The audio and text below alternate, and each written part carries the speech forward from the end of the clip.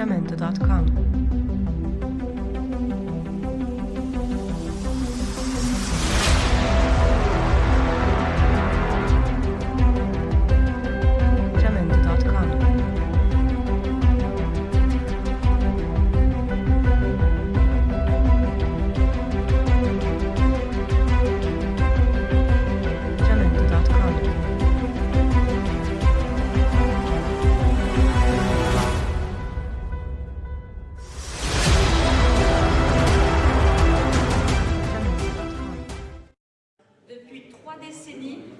Et ne compte plus ses livres. Traduit dans de nombreux pays, il s'est spécialisé dans l'ufologie nord-américaine. C'est la deuxième année consécutive que Gildas nous fait l'honneur d'une conférence lors de notre congrès. Monsieur Gildas Bourdet.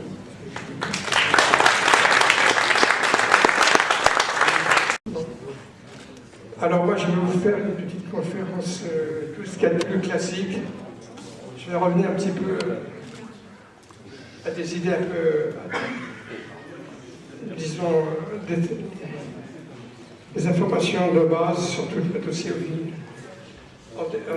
illustrant un petit peu l'hypothèse qui reste encore aujourd'hui malgré tous les efforts de certains, qui reste quand même la principale hypothèse, l'hypothèse extraterrestre, c'est-à-dire sur laquelle les ovnis sont d'origine extraterrestre. Voilà.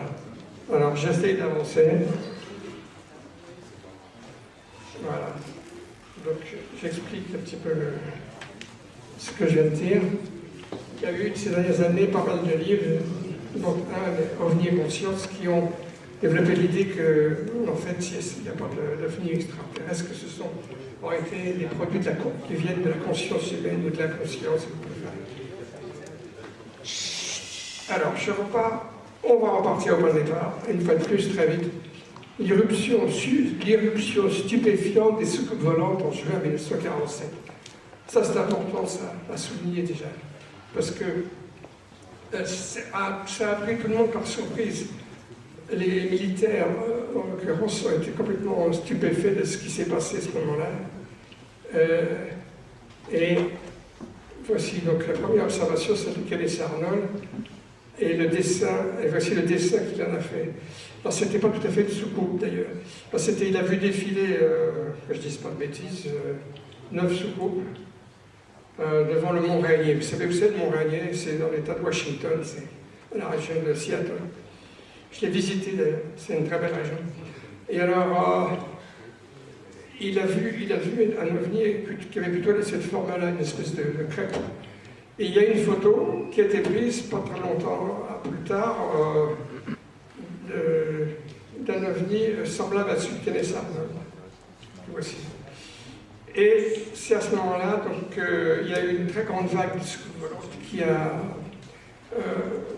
fait l'objet de beaucoup d'articles, qui a fait beaucoup de bruit dans la presse, même dans le New York Times, qui est un journal traditionnellement très sérieux. Voici, j'ai retrouvé la collection du New York Times de l'époque. À l'Université de Montréal, j'ai photocopié je fais quelques photocopies. Voici les titres de l'époque. Les Flying Saucers mystifient les experts, pourraient peut-être être des blagues de la nature, pour c'est n'importe quoi. Et c'est tout ça, c'est en première page, ça arrive en première page du New York Times, vous voyez, le 5 juillet, le 6 juillet. Voilà, le 7 juillet. Des avions militaires chassent les disques volants avec des caméras mais en vain. Et puis alors, crack, là, si j'ose dire, il y a le crack du crash de Roswell qui brouille les cartes. Le 8 juillet, il y a coup sur coup le même jour. Il y a le communiqué de presse à la base de Roswell qui annonce qu'ils ont découvert un disque volant accidenté dans la région de Roswell. Mais l'information est démentie le soir même par le général Ramel au quartier général de Fort Worth au Texas. Et l'affaire est enterrée pour 30 ans. Et voici le lendemain, le titre en première page du New York Times, le disque près du lieu du test du bombe atomique, c'était à White Sands, était juste un ballon météo. Et voilà la photo du général Ramet, flanqué de son adjoint, le colonel Dupose, assis à côté de lui, qui montre les débris d'un ballon météo. En fait, ce sont les espèces de débris tout noirs qu'on voit, c'est du caoutchouc brûlé, et la cible radar disloquée à leurs pieds. Et tout le monde a avalé ça. Comme disent les Américains, ils ont avalé la ligne, le bouchon et le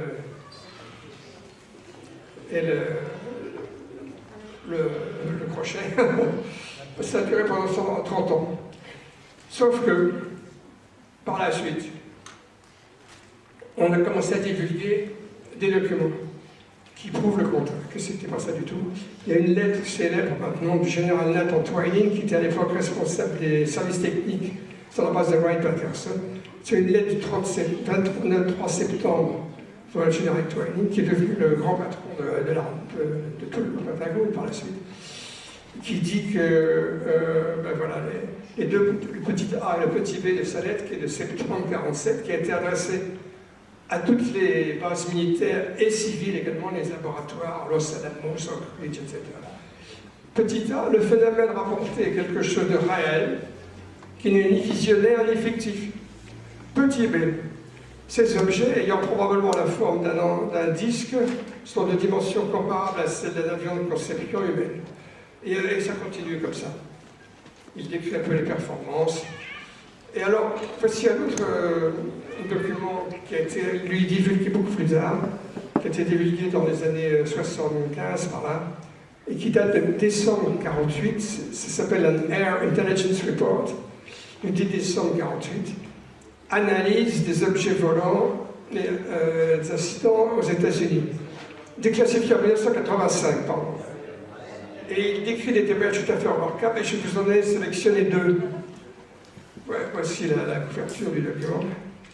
Le 1er juillet 1948, je passe parce que j'ai le détail de cette affirmation-là. Le 1er juillet 1948, démonstration de voltige aérienne au-dessus des bases militaires. Alors ça, c'est très important, il faut faire bien attention. Il y a un témoignage qui est cité, là, vu par le major Hammer, au-dessus de la base de Rapid City, le 1er juillet 1947. Non, c'est en 1948 déjà à ce moment-là. Mais bon, ça a continué en fait. 12 disques, environ 30 mètres de diamètre, volant à environ 800 km/h, à 3000 mètres d'altitude, sont descendus et sont repartis sous un angle de 30 à 40 degrés en accélérant très rapidement jusqu'à être perdus de vue. 12 disques, hein, 12 disques. Alors, qu'est-ce que ça évoque? Ça évoque une démonstration de voltige aérienne. On se croirait à la fête aérienne du Bourget. Vol en formation, c'est la patrouille de France. Hein. Il ne manque que les fusées, que les fumées tricolores. Hein. Et encore voici un autre du même genre, à Santa Acacia, le 17 juillet 1948. Un rapport de la base aérienne de Kirtland. Kirtland, c'est le Nouveau-Mexique, assez près c'est la base à côté d'Albuquerque. Décrit une observation près de Santa Acacia, au Nouveau-Mexique, de 7 objets volants non identifiés, volant en formation en J, à une altitude estimée à 7000 mètres, 20 000 pieds. L'information s'est transformée en L, puis en cercle, après être passée aux élites. Les flashs ont été observés, émanant des objets volants, alors qu'ils passaient à 30 degrés au-delà du zénith. Il n'y avait ni fumée ni traité de vapeur. Si l'estimation d'altitude est correcte, la vitesse devait être d'environ 1500 miles par heure, 2400 km/h. Alors, quand même, je demande qu'on réfléchisse à l'instant à qu'est-ce que ça veut dire, ça. Là, vous avez affaire à des documents qui ont été secrets pendant des années. Celui-là a été divulgué en 1985, Air Intelligence Report, et qui raconte ça. Il y en a plein comme ça, il y a des pages d'observation. Alors, c'était quoi ça? Parce que c'était des ovnis fantasmés. Alors, je me souviens d'un argument qui a été mis en avant par Pierre Lagrange, à une émission à laquelle j'étais invité avec lui. C'était un C'est dans l'air de Yves Calvi, c'était dans les années 2000. Et Calvi a demandé à chacun des participants, il y avait un ingénieur de l'INES à l'époque, Patnaik. Il a demandé à chacun, alors est-ce qu'il y a des ovnis? Patnaik a répondu, oui, il y a des ovnis. Et puis finalement Lagrange a dit, ah, oui, non, à cette époque-là, les astronomes ne regardaient plus le ciel. Ils avaient des instruments tellement puissants qu'ils regardaient le ciel, là, lointain, les galaxies. Et alors ça a laissé le champ libre des gens pleins d'imagination. Les lecteurs de science-fiction, sans doute, nous a expliqué longuement Bertrand Beust, qui sont mis à voir des ovnis. Et alors on a eu une énorme vague d'ovnis qui ont déferlé sur les États-Unis et le Canada. Bon, alors moi je n'étais pas d'accord, que ça me paraissait un peu tiré par les cheveux. Et il a aussi tout tourné sa veste, d'ailleurs, Pierre Lagrange. Il a dit, ah bah oui, il s'est mis à citer l'observation d'ovnis de l'époque, de pilote Charles et Whitehead, je crois.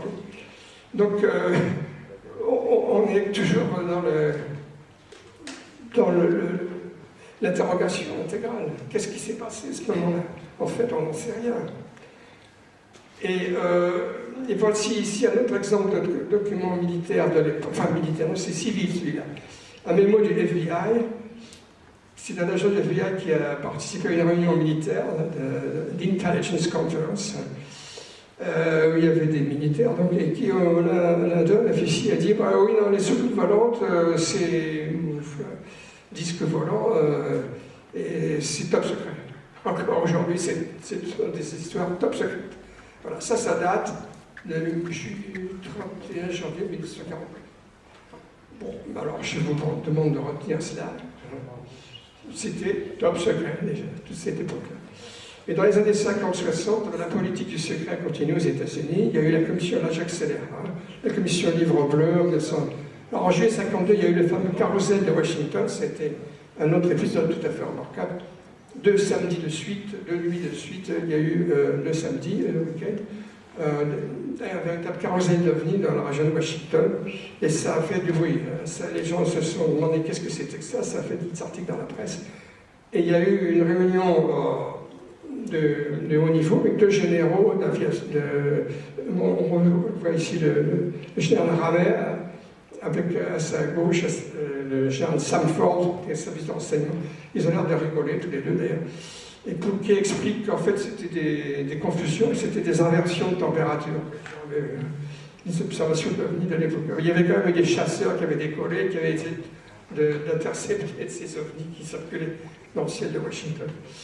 Derrière eux, on voit un jeune officier, c'est le major Ruppelt, qui est nommé à ce moment-là responsable du projet d'enquête, la fameuse commission Livre Bleu, et qui va être responsable de cela pendant un certain nombre d'années, mais qui va se désolidariser parce qu'il va écrire, major Ruppelt, quelques temps après, un livre intitulé, qui a été traduit en français, c'est le titre Face aux soucoupes volantes, et qui est paru d'ailleurs en France en 1952, ou en 1954, pardon, et dans lequel il dit qu'il n'est pas d'accord avec les généraux, que lui, il est convaincu qu'il y a bel et bien des sauts volantes. Donc déjà, on a à cette époque-là des divergences de vues et d'opinions au sein même de l'appareil militaire américain. Et il va se passer à peu près des choses analogues en Europe. Par exemple, ici en France, voici juste un exemple. En 1954, c'est la fameuse observation de Oloron, en 1952, pardon, où on a vu une série de disques, des soucoupes volantes, si vous voulez, qui tournait autour d'un espèce de cigare lumineux. Voilà, c'est un dessin qui interprète ça. Et on ne sait pas ce qui s'est passé. Il y a eu le phénomène des cheveux d'ange aussi, ces espèces de filaments qui sont tombés de toute cette escadrille, qui ont été récoltés pour certains, mais qui se dissolvaient très rapidement dans les mains. Et on ne sait pas ce que c'est. On ne sait pas ce que c'était. On n'a pas pu les analyser. Alors, il y a eu une année très importante en France, c'est la grande vague de 1954, qui a été très bien étudiée, notamment par Aimé Michel, c'est pas Bertrand Beust ici, présent, qui va me contredire, n'est-ce pas? Vous l'avez connu, qui a fait un bon livre sur ce qu'il appelait à l'époque le mystère des objets célestes, avec de très nombreuses observations. Alors ce que je ne savais pas à l'époque, c'est qu'il y a eu la même chose, mais un mois après, en Italie. J'ai découvert ça quand on m'a demandé de commémorer la vague de 54 en Italie, au Cun, et ils ont fait leur conférence sur la vague italienne du mois de novembre 54. Et c'est passé la même chose pratiquement. Alors, dans les années 60, les observations continuent, vous le savez. 1969, alors je fonce, là j'accélère. 1969, c'est le fameux rapport Condon. Et alors pourquoi il y a eu ce rapport universitaire, l'Université du Colorado, confié au physicien Edward Condon, parce qu'il y avait eu des observations très spectaculaires dans les années 60 qui commençaient à vraiment ennuyer beaucoup l'opinion, et il y avait des gens qui avaient, je crois qu'il y avait le sénateur futur vice-président de Nixon, j'ai oublié son nom, qui a demandé une étude, lui et l'autre, et elle a été faite. Et elle a conclu cette étude, la voici publiée par le New York Times en version branchée, début 69. La conclusion du professeur Condon est assez curieuse. Il dit ben non, il n'y a pas d'OVNI. Et je pense qu'il n'y en aura pas avant 10, je ne sais plus si c'est 10 000 ou 20 000 ans. Alors c'est très curieux ça comme réflexion, parce que pourquoi 10 000 ou 20 000 ans? Pourquoi pas 1000 ans? Pourquoi pas 10 ans? Pourquoi pas hier, après-demain? Donc il n'y avait aucune raison, si ce n'est que, en fait, il y a une idée subliminale, à mon avis, dans cette réflexion du docteur Condon, mais il y en a eu d'autres en France aussi. C'est que dans 10 000 ans, on sera capable de faire face à des ovnis s'il y en a qui arrivent. Voilà, c'était ça, en fait, l'idée non inavouée. Voilà, ici, alors, la presse s'est un petit peu moquée de lui. Voilà le docteur Condon qui rigole devant une soucoupe en plastique. Et il y a un dessin humoristique que j'aime beaucoup, où on voit le docteur Condon qui se fait enlever par les extraterrestres à bord de leur soucoupe, et ses assistants qui disent « Restez calme, docteur Condon, dites-leur qu'elle n'existe pas ». J'aime beaucoup ce dessin. Et alors, donc j'accélère encore. En 1972, l'astronome Alan Hynek, qui avait été pendant 20 ans le conseiller scientifique de l'Air Force, il s'est rebellé. Il a dit oui, mais moi je ne suis pas d'accord, j'ai étudié pendant 20 ans les ovnis, les observations, et moi je vous affirme que les ovnis existent. Et il a fait un livre qui est paru en 1972 et qui a été traduit en 1960, l'année suivante, je crois. Qu'on peut trouver encore en librairie. Les objets volants non identifiés, mythes ou réalité. Et je peux dire que quand j'ai vu ça, moi j'étais encore un peu hésitant, je m'intéressais quand même aux ovnis, mais j'étais pas vraiment embarqué dans l'affaire, et je me suis dit, oh là là, attention, là c'est l'astronome qui a été conseiller scientifique de l'Air Force pendant 20 ans, qui dit ça. Mais moi j'affirme qu'il y a des ovnis, alors donc attention, là, ça devient sérieux. Là. Voilà. Donc ça c'était une introduction un petit peu longue. Je crois que je vais devoir accélérer, d'ailleurs, parce que ça fait déjà plus beaucoup de temps. Alors, donc, revenons un petit peu sur le fond et interrogeons-nous sur les ovnis. Alors, est-ce qu'on a... Sachant que les ovnis existent, je tiens pour acquis, c'est déjà à ce stade de mon exposé, que les responsables qui ont vraiment étudié savent qu'il y a des ovnis. Les militaires et même civils, l'astronomie. Et donc la question se devient maintenant, est-ce que ce sont des ovnis extraterrestres ou pas? E.T. ou pas E.T. À mon avis, voilà. Et alors on a commencé à beaucoup réfléchir là-dessus. Vous voyez, il y a une couverture de la revue La Recherche, parmi beaucoup d'autres, qui s'interroge, sommes-nous seuls dans l'univers? Ça devient ça la question. Et l'hypothèse de la vie extraterrestre est encouragée notamment par la découverte de nombreuses exoplanètes. Là, je vous la fais courte, là, parce qu'on en parle beaucoup. On en est maintenant à plus de 4000 exoplanètes, et on pense que les astrophysiciens extrapolent sur la galaxie, ils pensent qu'il y a peut-être des milliards de planètes, même pas de planètes habitables, parce qu'il s'agit de savoir si les planètes sont dans la zone habitable ou pas. Bon, j'abrège, hein, parce que là, on va déborder complètement. Donc c'est une question qui se pose, l'immensité de l'univers, l'université de la physique, plus de 4000 exoplanètes, et il y a un point intéressant, c'est l'évolution et la convergence des formes. Je vais y revenir dans un instant. Et alors là, il y a un physicien, Enrico Fermi, d'origine italienne, qui était aux États-Unis, qui a été participé aux travaux pour la bombe atomique, qui s'est posé la question, qui s'élève, non mais où sont-ils? Ils devraient être là. En fait, à ce moment-là, il a posé la question en 1950, et il y avait déjà beaucoup d'ovnis, comme on vient de voir. Alors, donc, malgré cela, l'ambiance, quand même, dans le monde scientifique, reste majoritairement sceptique, quand même. Il y a de bonnes raisons à cela, c'est notamment l'immensité de l'univers, la vitesse de la lumière. J'y arrive un instant. Voici des exemples de point de vue sceptique sur les ovnis. Alors, il y en a un, c'est l'astrophysicien Avery Schatzman, qui était un personnage très effrayant, très intelligent, et qui a fait un livre qui dit oui, c'est très possible qu'il y ait des civilisations extraterrestres, ils appellent ça la recherche les enfants d'Uranie, mais c'est très loin et on ne peut pas traverser les espaces intersidéraux. Et d'autres, voilà, le bouquin d'Avery Schatzman à l'époque, à la recherche des civilisations extraterrestres, c'était un bon livre à l'époque. Voici un article où il démystifie donc les ovnis. Bon, je passe rapidement. Et je vous cite encore deux autres exemples de scepticisme prévalent dans le monde scientifique à l'époque. L'astronome André Braic, Les Enfants du Soleil, il a dit des mots très méprisants sur les gens qui croient aux ovnis dans ce bouquin. C'était un homme tout à fait gentil et sympathique au demeurant, mais là il a été très dur sur les ovnis. De même que Georges Charpak, un physicien qui a été prix Nobel de physique, s'il vous plaît, excusez du peu, qui a vraiment fait une déclaration très très méprisante à la télévision sur les ovnis. Là, je vais recopier ici. Je vais la lire, si vous m'accordez une seconde. L'émission culturelle Campus, Crium Durand, en 2002. Voilà ce qu'il raconte. La télévision et les extraterrestres, c'est une abomination. On vous montre une dizaine de personnes qui ont vu des extraterrestres sortir de soucoupe, et il y a 10 policiers qui en témoignent. Maintenant, la chance d'avoir 10 policiers ivres-morts est la même que de trouver 10 physiciens du CERN ivres-morts, c'est-à-dire qu'elle est très petite. Il a dit ça à la télévision, Georges Charpak. Mais la probabilité pour qu'il y ait un extraterrestre qui débarque et qui nous fasse des farces est beaucoup plus petite encore. Voilà ce que je veux dire, un prix Nobel de physique quand même, à la télévision.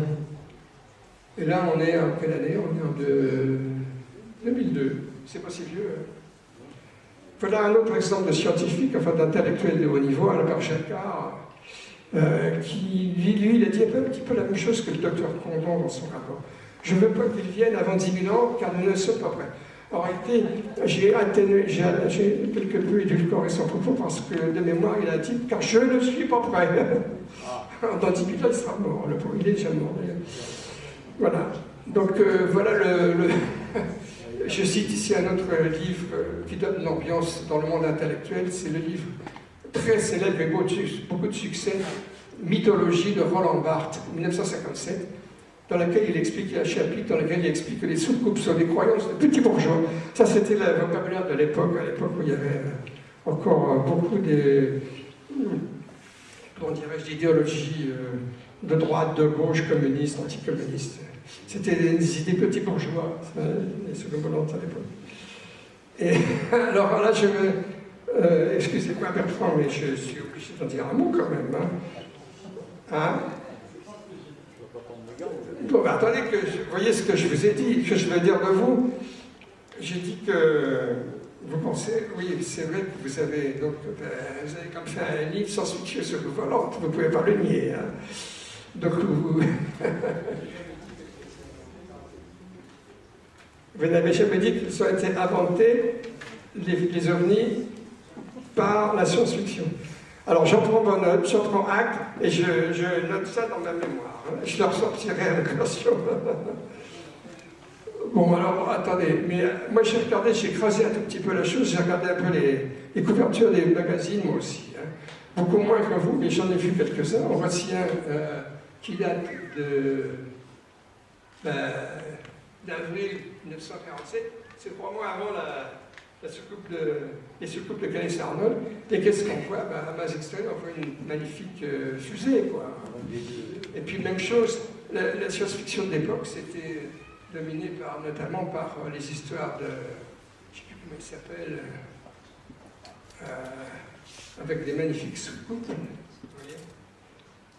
C'était Flash Gordon. Flash Gordon. Regardez Flash Gordon. C'est pas beau ça? Et surtout, Flash Gordon, c'est plutôt des fusées. Alors par contre, les soucoupes arrivent en masse dans la SF à partir des années 50, on a une couverture de imagination et science-fiction, où on voit des soucoupes qui viennent envahir la Terre. Même de même que le fameux film, Les soucoupes volantes d'attaque, qui date des débuts des années 50, alors là, on a une magnifique soucoupe, là. Super. Alors je passe.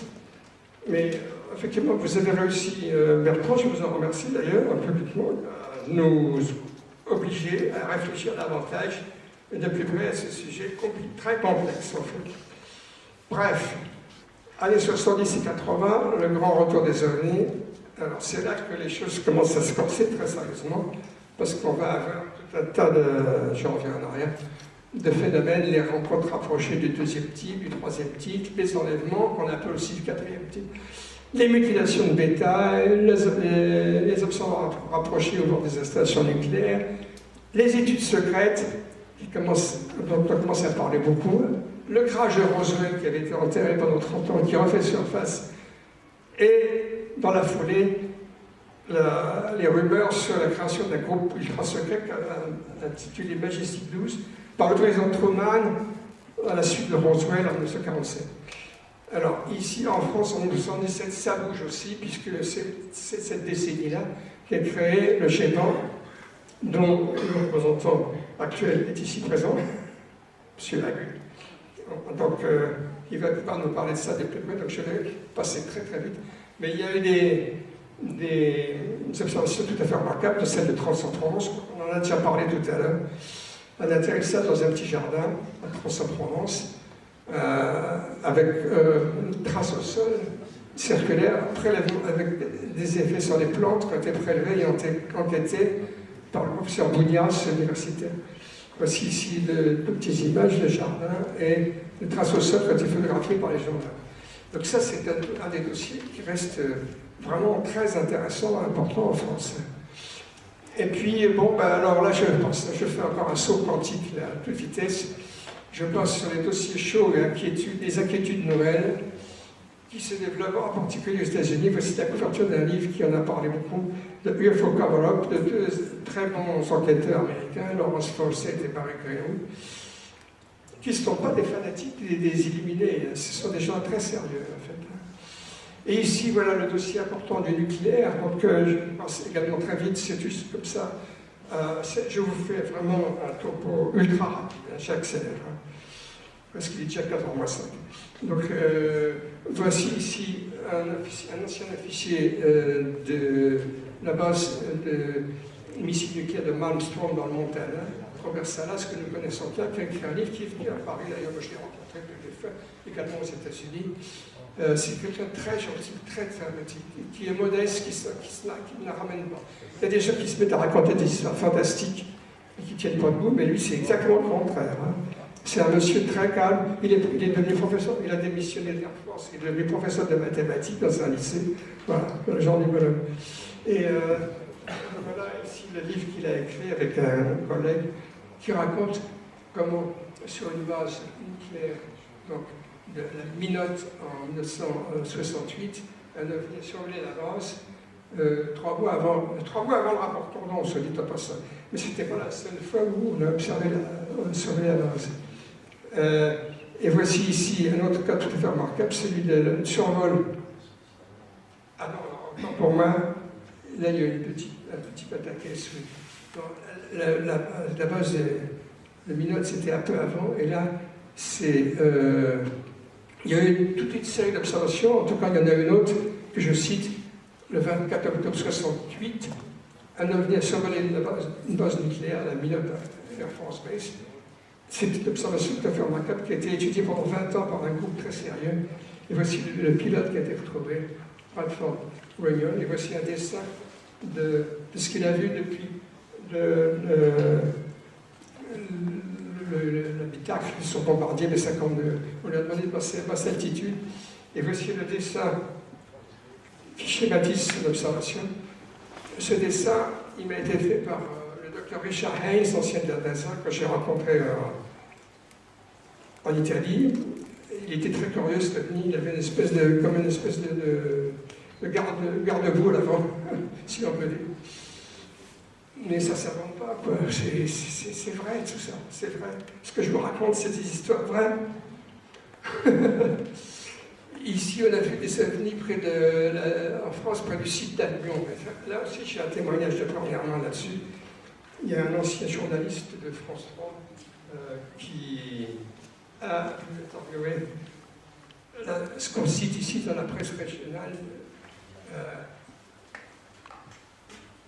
de la Provence, je ne sais pas la date exacte, mais ce sont des soldats qui ont été interviewés, qui ont dit qu'ils avaient vu, à l'époque de la base du plateau d'Albion, les premières années, au début, la base a été survolée, c'est là qu'il y avait les missiles français, hein, je précise pour si vous ne saviez pas. Elle est fermée aujourd'hui. Il y a des témoins, quand même un paquet de témoins qui ont dit qu'ils avaient vu la base survolée par des triangles. Et un journaliste, dont le nom m'échappe, tant pis pour moi, nous a raconté, publiquement même à Paris, qu'il avait rencontré un officier, un ancien officier de la base, qui avait raconté qu'à un moment donné, il y avait tellement d'ovnis qui survolaient qu'il ne parlait que de ça au messe des officiers, et ceux qui ne voulaient pas entendre parler de ça, il fallait qu'ils aillent à une autre table. Voilà. Mais ça ne s'est pas passé dans la grande presse et dans les grands journaux du soir. Donc là, ici, moi je donne un petit coup de chapeau à quelqu'un que j'ai assez bien connu, c'était Jean-Jacques Velasco, qui a été pendant quelques années le responsable de l'UGPO et qui a fini par, disons, dire son opinion, sa vision des choses. Un, il y a des ovnis, et deux, il a mis l'accent sur l'observation des observations nucléaires dans le monde entier. On vient de citer la France, mais les États-Unis, mais il y en a eu ailleurs. Hein. Il y en a eu en Angleterre, en Russie, il y a eu des cas extraordinaires. Et puis alors, un autre dossier lourd, bon, je ne fais que le mentionner, c'est les mutilations de bétail, qui ne sont pas rassurants du tout et qui sont manifestement liées, qui ont été bien étudiées par Michel Granger en France, c'est un très bon livre. Mais alors, je lui ai dit à Michel Granger, mais votre livre, il ne conclut pas. Alors j'ai dit, mais vous devriez conclure. Alors, à toutes les bases, on sent qu'il y a des ovnis là. Et il dit, oui, mais ça me fait peur, je ne veux pas attendre, je ne veux pas parler de ça. Bon, c'est une indiscrétion, je ne vous ai rien dit. Voici des photos d'un animal mutilé, c'est intéressant, regardez bien.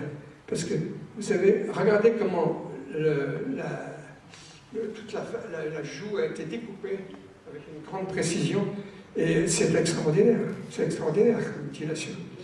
Voici ce que l'on en disait dans la presse locale à l'époque, vous voyez, on faisait le lien très nettement avec les ovnis, hein, parce qu'on voyait des ovnis également. Alors je pense très honnêtement, Betty et Barney, on en a parlé tout à l'heure. J'ajouterai juste un mot pour dire que Betty et Barney, eux, ils n'étaient pas influencés par la science-fiction, parce qu'ils ne s'intéressaient absolument pas à la science-fiction. Ils étaient travailleurs sociaux, ils étaient dans ce milieu des travailleurs sociaux, et ils ne s'intéressaient absolument pas à la science-fiction, Betty et Barney. Donc on ne peut pas dire qu'ils étaient influencés par la science-fiction, ça c'est complètement une erreur de croire une chose pareille. Et la même chose pour le bûcheron Travis Walton, il ne s'intéressait pas à ce pays. Ah, si, peut-être qu'il s'y intéressait. Mais bon, je vous en avais déjà parlé. Il y a eu des cas tout à fait exceptionnels, et qui ont été notamment étudiés par Paul Hopkins, qui est un artiste new-yorkais qui a vu beaucoup de gens, qui a étudié beaucoup de cas. On le voit ici présentant un portrait type dessiné par un abducté. C'est le Litty classique avec le petit gris classique avec des grands yeux noirs, un petit nez, une petite bouche. Et ici, vous avez la couverture d'un gros volume que je possède, qui est les actes de grosse réunion sur les enlèvements qui a eu lieu à l'université au MIT, s'il vous plaît, pilotée par un physicien du MIT. Ici, je passe très vite, pour évoquer quand même quelques mots sur un homme que j'ai rencontré de nombreuses fois, je l'ai photographié ici à Paris, c'est le docteur Roger Lair, que j'avais rencontré en 99 en Angleterre. J'étais en train de lire son premier bouquin. Et la première chose que, quand je l'ai vu, je lui ai sorti son bouquin de mon sac. Il sort, ah, le docteur Lair, sur le premier il est très intéressant. Et on est devenu amis, on est resté pendant 10 ans. Bon, il est mort il y a pas tellement longtemps, mais je lui ai traduit 2 bouquins dans le dernier, que voici. Il faut encore trouver assez facilement. Peut-être même qu'il est là ce soir. Je pense à la... Vous l'avez? Contact OVNI, Roger, docteur Lair. Bon. Et il a fait des observations très intéressantes. Voici ici une photo d'un implant. On voit un petit objet en T dans le pied d'une femme. Et ici, vous avez l'opération cette dernière observation, 16e dernière observation, qui a fait l'objet de... L'implant a été étudié de manière assez poussée dans ce dernier livre du docteur Lair. Donc si vous pouvez le trouver, je vous conseille, et que ça vous intéresse, je vous conseille de le lire, Contact OVNI du docteur Roger Lair.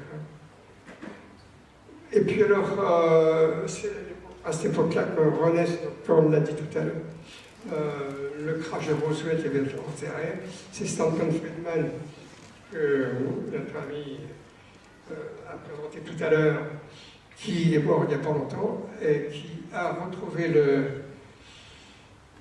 l'ancien lieutenant-colonel, l'ancien major Marcel, qui était à la retraite en Louisiane et qui est retourné voir sur le terrain le Foster Ranch, et qui a dit qui a absolument confirmé qu'ils avaient découvert des débris qui étaient absolument extraordinaires, qui n'avaient rien d'humain.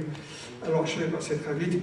Vous savez qu'en 1995, il y a eu donc une nouvelle explication qui a remplacé l'unique ballon météo qu'on a vu tout à l'heure par un train de ballon, le train de ballon Mogul. Mais en fait, il y a absolument, on voit ici un essai de lâcher de ballon par la presse. Une équipe de télévision américaine, et voici cette couverture d'un rapport de 1000 pages sur le ballon Mogul, sur les trains de ballon, mais en réalité, ils n'ont donné aucune preuve, et au contraire, ils ont donné des preuves solides que c'était faux, cette histoire de train de ballon Mogul. Et voici ici la couverture du rapport qui a été publié à la même époque par une enquête du Congrès américain qui avait été réclamée par le député Stephen Schiff, et qui, contrairement à ce qui a été dit dans la presse, et qui est paru en juillet, là, à l'époque, en juillet 1995, et qui a dit qu'ils n'ont pas accepté l'explication des ballons. Ils ont dit, c'est sur la première page de le rapport, l'enquête sur ce qui s'est écrasé à Roswell continue. Alors faites bien attention à ça, parce qu'il y a des informations carrément fausses qui circulent. Voilà, c'est Lagrange qui a été ça dans Libération. Comme beaucoup, qu'ils avaient accepté Mogul, mais c'est faux.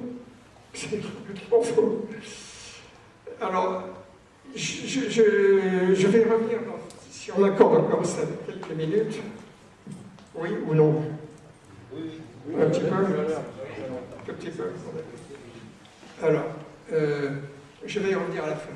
J'accélère encore une fois. Donc, ce que je veux faire à mon propos, vous le comprenez sans doute, c'est de remettre un petit peu les choses en place, en perspective. Donner la perspective un peu historique, simplifiée, mais quand même assez solide, de toute cette histoire des ovnis qui dure depuis 70 ans, 75 ans. Donc, voilà, il y a eu ce fameux scandale en 1995 de l'autopsie d'un extraterrestre de Roswell qui a coulé le malheureux Jack Pradel. Moi, j'ai été invité à cette émission. Je te rends hommage à Jack Pradel parce que je trouve qu'il a été extrêmement courtois avec moi. Il m'a reçu dans son bureau, il m'a appelé à mon bureau pendant 1 heure. Et je suis navré de ce qui lui est arrivé parce que c'était quelqu'un de vraiment très bien. Cela dit, je crois qu'il a refait surface comme chroniqueur à RTL. Oui, bah, tant mieux. J'espère. Je pense qu'il doit quand même bien gagner sa vie. Bref, moi, l'éditeur qui m'a fait publier m'avait fait paraître mon premier livre à l'époque, qui a coulé un petit peu dans cette affaire du crash, de l'autopsie. Et il m'a demandé d'en faire un autre. Et c'est pour ça que j'ai un nouveau livre, encore un autre, Roswell, la vérité, qui est un livre plutôt grand public, mais qui revient là. À mon avis, j'en suis assez content parce qu'il résume de manière assez propre toute l'histoire, cette histoire très compliquée. Et là aussi, c'est un livre qui résume pas mal de choses, qui est paru quelques années avant, 1990, sous terre. Alors, j'accélère à fond parce que le retour est juste comme ça. Quelques petites notations pour terminer. Voici un témoignage de Richard Doty, qui a été le premier homme à divulguer le monde de ce qu'on a appelé le document Majestic 12. C'était le premier document qui est arrivé dans la boîte aux lettres de Bill Moore et James Chandera, son collègue. C'est Richard Doty en a parlé, il a confirmé une grande partie de ce qui était contenu dans ce document et dans l'autre. Pas tous, hein, mais Richard Doty, c'était qui? C'était quand même un ancien agent. À l'époque, il était agent de l'Air Force Office of Special Investigations, c'est-à-dire le bureau d'enquête spécial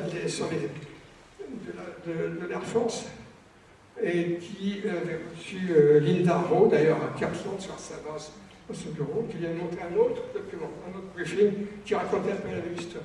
On a supposé, il n'y avait pas le nom de destinataire, mais on a supposé que c'était Jimmy Carter. C'est Linda Rowe qui me l'a dit, la journaliste.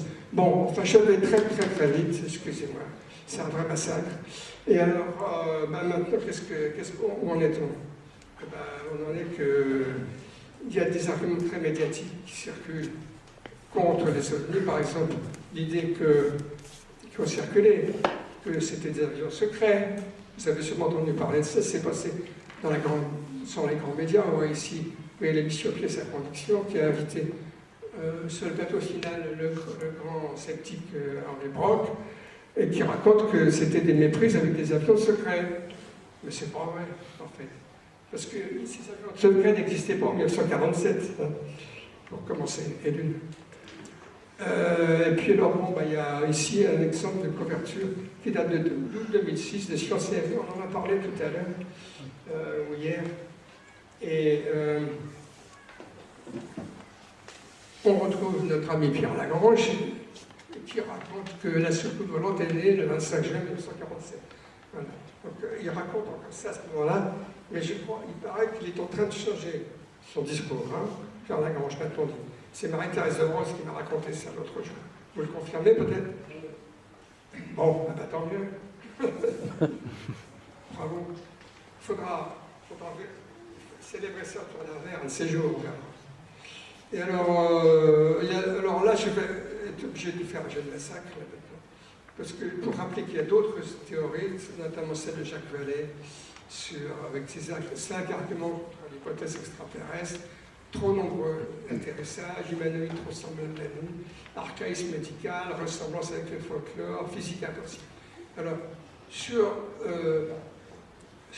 le physique, sur la forme humanoïde, il y a un astronome très original, Fred Hoyle, qui a fait un petit livre pour expliquer qu'à son avis, c'était tout à fait logique. La forme humanoïde est une forme logique. Ici, je cite Carl Sagan, qui était sceptique sur les ovnis, mais pas sur les visiteurs du passé. Je vais en dire un mot, les visiteurs du passé, parce que ça, moi, j'y crois encore assez à l'origine très ancienne de tous ces phénomènes. C'est là qu'on peut être en partie d'accord par rapport à cet exposé sur la science-fiction. C'est que ça a des racines très profondes et anciennes. Et là, voilà ici, je dis un mot de Michio Kaku, par exemple, brillant physicien, qui a développé une des théories dont on parle, les supercordes, et puis il y a le warp drive de Adi Cuvier et Van den Broek, qui me plaît bien, moi, qui a inspiré des séries de science-fiction. Bien connu de Star Wars et Star Trek. Je passe rapidement, j'ai plus le temps de développer. Voilà. Donc il y a pas mal, il y a toute une littérature de science-fiction, de science scientifique, voilà. Warp Passages d'une jeune et brillante physicienne.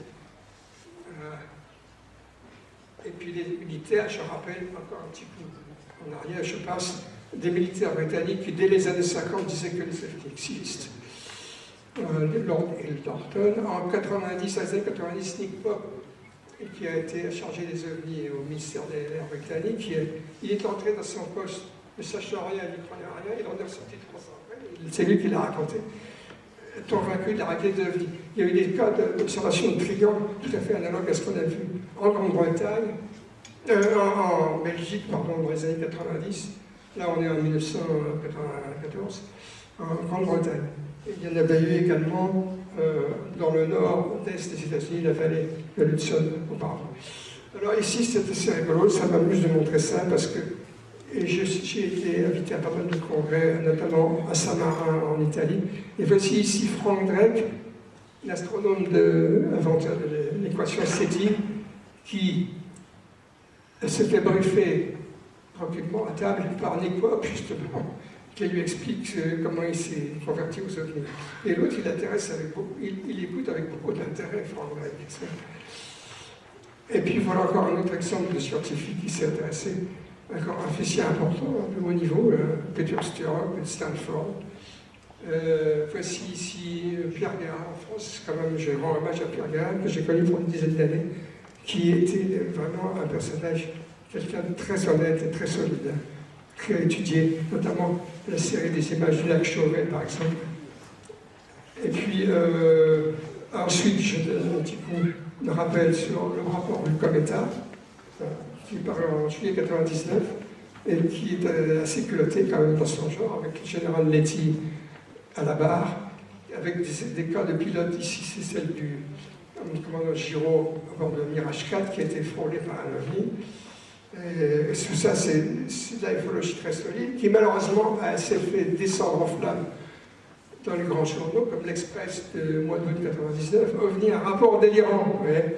Sauf que vous allez voir que quelques années après, ils ont complètement changé leur fusil d'épaule. Vous allez voir. Et ensuite, j'y arrive en 2 minutes. La controverse continue. Vous avez un personnage français important, c'est Yves Sillard, qui était directeur du CNES, et c'est lui qui a en fait qui a créé le GEPAN à l'époque. Bon, je n'ai même pas le temps de dire, mais il soutient l'hypothèse extraterrestre. Il dit que c'est la seule qui tient la route, quoi. Je fais court. Et puis en 2007, bon, alors le GEPAN a été relancé. Le pourcentage des ovnis a beaucoup diminué. Encore des années, mais ça ne fait rien. Mais voici comment l'Express a rendu compte de cela. Ah, les ovnis, les archives à explorer. Oui. Donc ils ont un peu changé leur fusil d'épaule quand même. Et puis voilà un autre aspect, une autre étape vraiment importante, c'est la conférence de Washington en 2007, organisée par Leslie Kean et un autre journaliste avec toute une brochette de témoins importants, le général de Brouwer, le Belge, l'ancien gouverneur Symington qui avait vu l'énorme ovni au-dessus de Phoenix et qui, au bout de 10 ans, a avoué, il avait dit qu'il n'y avait rien du tout, il avait fait. Il avait, à l'époque, dégonflé l'opinion publique qui s'inquiétait beaucoup. Mais 10 ans après, il a dit, bah oui, bah, je l'ai vu. J'ai vu quelque chose qui défie la logique et émanation de la réalité. Un engin massif en forme de delta, naviguant silencieusement. Voilà, ancien gouverneur, Philippe Symington, ou Five Symington, je crois. Voilà. On le voit ici, écoutons le général. Non, c'est pas ça. C'est le général iranien. Voilà. Il y a une erreur de. Bon, écoutez, excusez. Mais là, je cite le général Pereira, qui était général brésilien, qui lui aussi, qui a commandé l'armée de l'air brésilienne, excusez du peu, qui a dit, bah oui, il faut croire que les ovnis existent et s'appelle à étudier de près. Voilà Oscar Santamaria, puis ancien pilote qui était là invité, qui a expliqué comment il avait intercepté un ovni au Pérou. C'est très solide et très sérieux, très crédible. Et voici le livre de Leslie Kean qui a repris ces témoignages, plus de quelques autres, qui est un livre tout à fait remarquable, qui a été préfacé par Michio Kaku, par exemple. Voilà, l'éloge de Michio Kaku, le physicien, Leslie Kean présente les témoignages de la conférence de 2007 à Washington, etc. Et Michel Foucault dit que c'est un livre très sérieux. Voilà, enfin, un livre sérieux et réfléchi sur ce sujet controversé. Les sceptiques et les convaincus vont y trouver un trésor d'informations pénétrantes et ouvrant les yeux. Ce livre va être un étalon de référence pour la recherche des États-Unis, sur les ovnis. On le voit ici, Leslie Kean, rendant visite au général Letty, donc le pilote du rapport Cometa. Oui. Il marche la main dans la main. Et voici le témoignage du général Bermudez que j'ai rencontré, qui dans le bouquin, général chilien qui dit qu'il est d'accord avec le Cometa, en fait. Voilà le général Bermudez. Voilà. Donc, le débat continue, pour là je passe, parce que j'ai plus le temps. Je vais juste évoquer, mais vous connaissez déjà cette littérature, je pense. Chaque année, il continue à croire aux ovnis diaboliques. Il y a un livre, 2 livres de Fabrice Bonvin, qui c'est dans la ligne de Chaffalet, que je signale en passant, mais je n'ai plus le temps de développer. Et tant pis. Et puis, on peut le lire, ils sont disponibles en librairie. Et puis le livre qui a retenu beaucoup l'attention en 2015, Les ovnis et la conscience, c'est un livre collectif où les auteurs développent l'idée, Fabrice Bonvin, Philippe Guillemont, Jean-Jacques Jaillat, etc., et Eric Zurcher, ils développent l'idée que ce sont des produits des produits de la conscience, en fait, pour faire très court. Mais je n'ai pas le temps de développer. Et donc,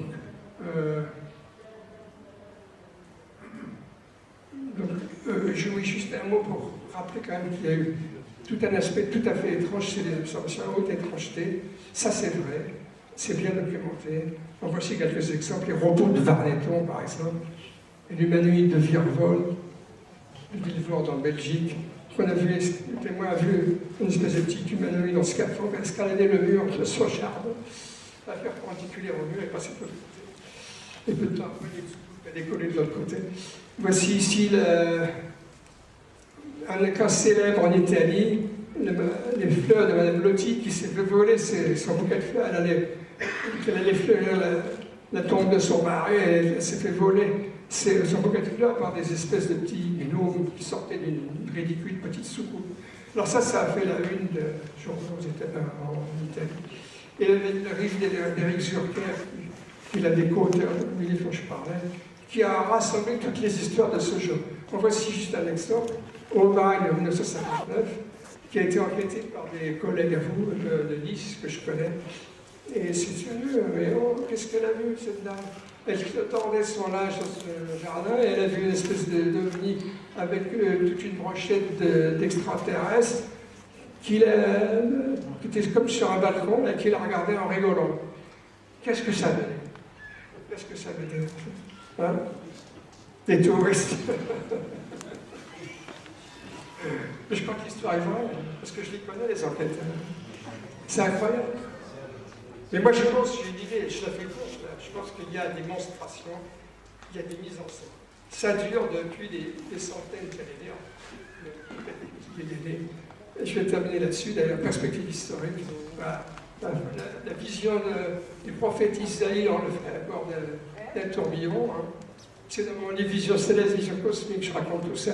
Les visions du XVIe siècle, Nuremberg, là-bas, ça passe en 1566, il y a eu des carrousels fantastiques dans le ciel. Et puis alors, la vision de Fatima, juste un mot pour terminer, Fatima. Hein. Ah bah oui. Qu'est-ce qui s'est passé à Fatima? Le vice-amiral Pinon a écrit un livre, il n'était pas le premier livre d'ailleurs. Il croyait que c'était le premier, il y en avait d'autres avant. Mais, et voici ce qu'elle a décrit la petite bergère. Une drôle de vierge avec une espèce de cape molletonnée, n'est-ce pas? Très bizarre. Hein? Et entre parenthèses, il y a des observations d'extraterrestres qui ressemblent un peu à ça. Elle tient une boule lumineuse et voici à côté, je ne sais pas qui a fait ce rapprochement, mais je pense qu'elle est exacte. Et voici ici, on voit ici le docteur Marc qui a beaucoup enquêté sur les enlèvements, en collaboration avec le père Balducci à Saint-Marin. On voit que le docteur Marc s'intéressait beaucoup aux aspects religieux et spirituels. Voilà. Et alors, j'ai même plus le temps de parler de ce qui se passe depuis quelques années, mais Bertrand Ménès vous a montré la photo d'un ovni qui a été filmé en baie de San Diego. C'est le fameux ovni Tic Tac. Et il y a tout un tas de documents qui ont fait surface ces derniers temps, avec des correspondances entre Robert Bigelow, l'ancien astronome Edgar Mitchell, et puis des scientifiques de haut niveau comme le docteur Kate Green, Christopher Green, qui a passé 20 ans à la CIA, le docteur Ron Kelleher, le docteur Eric Davis, etc. Et tous ces gens disent, entre eux, à l'époque c'est en 2002 ces documents, que oui, il y a des ovnis et puis qu'il faut les étudier, que c'est très sérieux. Enfin, je résume à toute vitesse. Et Robert Bigelow a créé une société, Bigelow Aerospace, qui travaille avec la NASA, mais qui, on dit que j'ai pas pu essayer de vérifier, qu'on lui a confié des fragments, des débris d'ovnis à étudier à Las Vegas. Voilà. L'ovni Tic Tac, voilà, vous l'avez déjà vu, Bertrand Meuse vous l'a montré. Moi, je n'ai pas une aussi belle image, voilà, j'ai cette image-là, mais vous l'avez vu. Donc, et il y a des pilotes, le pilote David Fravor, il y a au moins une dizaine de témoins, d'autres témoins, sur le Nimitz, le Princeton qui l'accompagnait. Et puis voilà ce que ça donne. Il aurait pu descendre de 20 000 mètres d'altitude ou plus, à toute vitesse, voler au ras de la mer et faire des vagues. D'ailleurs, on pense qu'il y avait un ovni en dessous, d'ailleurs, qui se sont fait coucou, tiens, je suis là, peut-être. Et puis voilà. Donc, il y a d'autres observations qui ont été révélées. Les Wilson Leaks, alors, je continue mon jeu de massacre. Les correspondances dont je vous ai parlé, il y en a plusieurs qui racontent des entretiens avec le fils alors amiral Thomas Wilson, qui a été à des postes très élevés au Pentagone, notamment et à la DIA, directeur de la DIA, et qui a raconté qu'il avait demandé des informations sur les ovnis, qu'on lui a refusé. On lui a dit, ben non, vous n'avez pas l'accès à ces informations. Le directeur de la DIA. Ça veut dire quoi? Ça veut dire, alors voilà quelques-uns des personnages. Eric Davis, voilà le docteur Harold Puthoff, tous ces gens-là sont connus depuis pas mal d'années. Ils s'appelaient, on leur avait donné des noms d'oiseaux, on appelait ça la volière, les aviaries.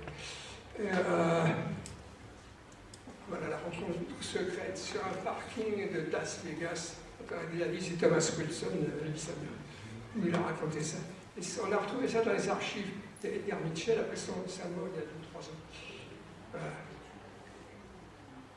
Et ça a été confirmé par un certain nombre d'ufologues, dont Gordon Cameron et donc Richard Dorland, qui parlent beaucoup sur Internet. Je me suis dit, ceux qui peuvent écouter l'anglais, d'écouter ces tout récents entretiens. C'est très intéressant. Elizondo a confirmé que. Alors là, il y a eu toute une petite polémique ces derniers jours, car le docteur Green dit qu'il avait vu des photos du film de l'autopsie de 95 au Pentagone, et on pensait que c'était authentique. Mais en réalité, ce qu'il a voulu dire, ici corrigé après, que le film était authentiquement originaire de l'armée du Pentagone, mais que le cadavre, lui, n'était pas authentique. Donc ça veut dire qu'on a affaire à une opération de manipulation. Et là, je vais laisser réfléchir. Qu'est-ce qu'ils ont fait là? Pourquoi on a fait ça au Pentagone? Ben, on ne sait trop rien. Moi, j'ai ma petite idée, je pense que c'était une opération au moins dans un premier temps, de debugging, en fait, de désinformation. Mais qui ouvre la porte, peut-être. Micro. Voilà. Je m'arrête. Non, on n'a pas entendu. Vous n'avez pas entendu la fin? Oh! Alors, je répète que le docteur Kate Green, qui a passé 20 ans à la CIA, a confirmé il a parlé 1 heure l'autre jour avec Richard Dalland, qu'il avait vu des photos du cadavre avant sa divulgation en 1995. Il pense que le film est authentique, mais pas le cadavre. Ce serait donc une manipulation militaire et non un canular civil. Et puis ceci confirme d'autres sources. Est-ce que c'est un peu clair comme ça? Oui. Voilà. Eh bien, c'est terminé. Bon.